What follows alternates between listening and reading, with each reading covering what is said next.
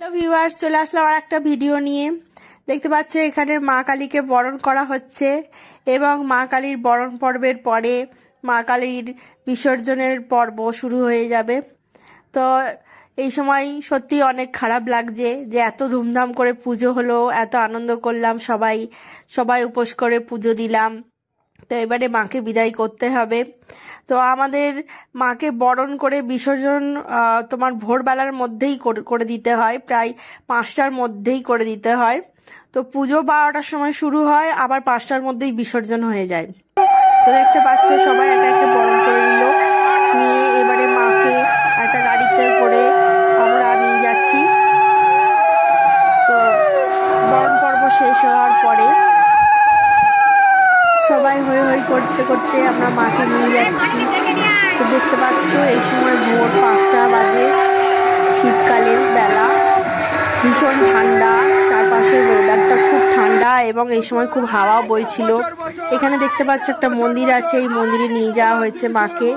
এই মন্দিরে একটা গাছতলায় মাকে বসিয়ে দেওয়া হবে।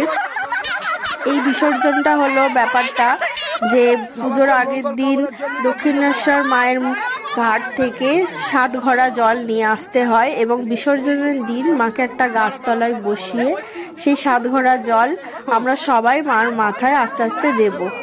তো দেখতে পাচ্ছ আমরা সবাই রয়েছি একসাথে এখানে। এবারে মাকে নিয়ে যাওয়া হচ্ছে একটা গাছের তলায়। দেখতে পাচ্ছ সবাই নিয়ে যাচ্ছে। এবারে এই গাছের তলায় রেখে মাকে একে একে সবাই আমরা 7 ঘড়া জল দিয়ে মার বিসর্জন দেব।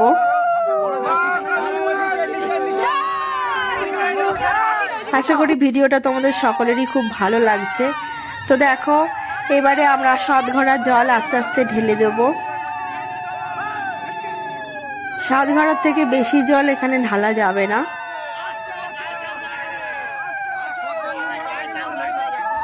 দেখছো সব বিসর্জন দিচ্ছি আমরা। আশা করি ভিডিওটা তোমাদের সকলের খুব ভালো লেগেছে এবং ভালো লাগলে তোমরা লাইক, ফলো এবং সাবস্ক্রাইব করে দেবে। তো এই পুজো পদ্ধতিটা সম্পূর্ণই আলাদা, এটা মা স্বপ্ন দিয়ে এই পুজোটা নিয়েছে। তো 3 বছর যাপন করা হয়েছে এই পুজোটা।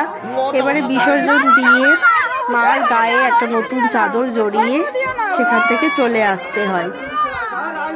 তো এইভাবে প্রতি বছর প্রায় 3 বছর এইভাবে আমরা পুজো দিয়ে আসছি আমাদের মামার বাড়িতে।